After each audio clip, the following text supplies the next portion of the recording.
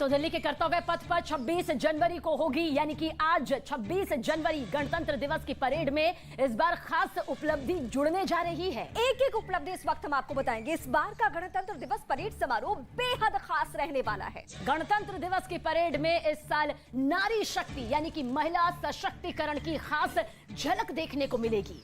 कर्तव्य पथ पर पहली दफा परेड में बीएसएफ के ऊंट दस्ते में महिलाएं दिखने वाली हैं और इसको लीड करते हुए महिलाएं ही नजर आएंगी। और साथ ही सीआरपीएफ की महिला टुकड़ी भी कर्तव्य पथ पर मार्च करती नजर आएंगी। इस बार कर्तव्य पथ पर दिखेगी नारी शक्ति। देश की आन बान और शान दिखाएंगी महिलाएं। कर्तव्य पथ पर पहली बार दिखेगी बीएसएफ ऊंट दस्ते की महिला टुकड़ी। ये पहला ऐसा मौका होगा जब बीएसएफ की पहली महिला टुकड़ी कर्तव्य पथ पर ऊंट की सवारी करती हुई नजर आएंगी। बीएसएफ का ऊंट दस्ता 1976 से गणतंत्र दिवस के परेड समारोह में हिस्सा ले रहा है, लेकिन इस बार बीएसएफ की पहली महिला टुकड़ी ऊंट की सवारी करते हुए अपने पुरुष सुरक्षा बलों के साथ कदम ताल करेंगी। ऊंट की सवारी करने वाली इन महिलाओं की पोशाक भी काफी खास है, जिन्हें भारत की शिल्प कलाओं को उकेरा गया है। बीएसएफ की ये महिला टुकड़ी कर्तव्य पथ से लाल किले तक मार्च करेंगी। इसके अलावा सीआरपीएफ की महिला टुकड़ी भी गणतंत्र दिवस की परेड का हिस्सा बनेंगी, जिनकी कमान असिस्टेंट कमांडेंट पूनम गुप्ता संभालेंगी।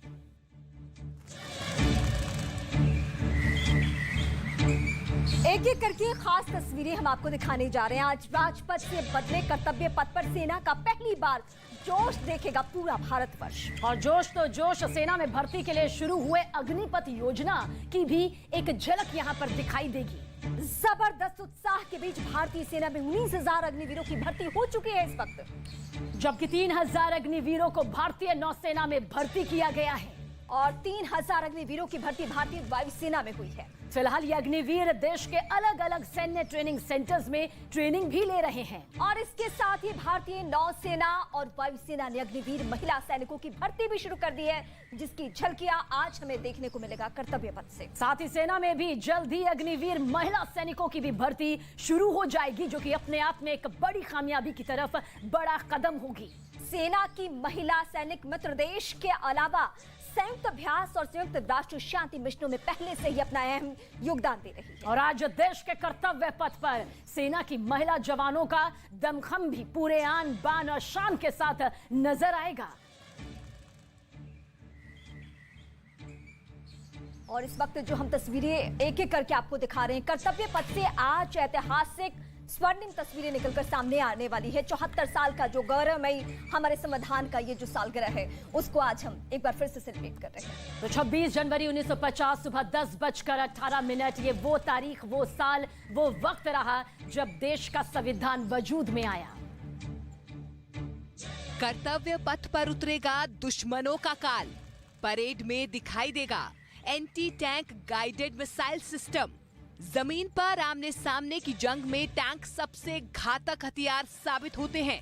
दुश्मनों के टैंकों को निशाना बनाने के लिए भारतीय नाग मिसाइल भी अब पूरी तरह से तैयार है। नाग मिसाइल सिस्टम पूरी तरह से स्वदेशी है और पहली बार कर्तव्य पथ पर सुप्रीम कमांडर को सैल्यूट करेगा। इसे दागों और भूल जाओ की तकनीक से लैस किया गया है, यानी अगर इसके जरिए एक बार दुश्मन पर निशाना साधा गया तो फिर उसका बचना नामुमकिन होगा। ये जो नया मिसाइल सिस्टम है, ये दुश्मन के टैंक्स को ध्वस्त करने के लिए काफ़ी है। खास बात यह है कि इसको BMP-2 पर जो है एस्टेब्लिश किया गया है।